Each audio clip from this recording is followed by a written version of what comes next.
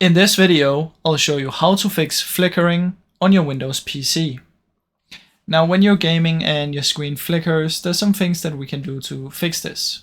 The first one is right-click on your desktop, Display Settings, Advanced Display Settings, and make sure your refresh rate is the highest possible.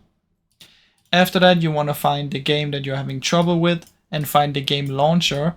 So let's say it's Terraria, you would find the game launcher, which is Steam, right-click on it, Properties, Compatibility, and activate these two.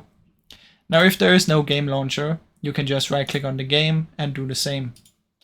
Now, after that, what you can do is come down to Device Manager, open it up, find your GPU, right-click on it, and update the driver. If this still doesn't work, you can type CMD, right-click, and run as an administrator, and it should open up this one.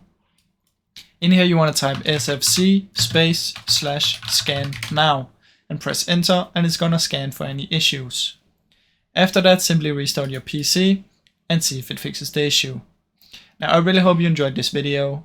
If you did, please leave a like and subscribe, as it helps me out a ton. Thank you so much for watching.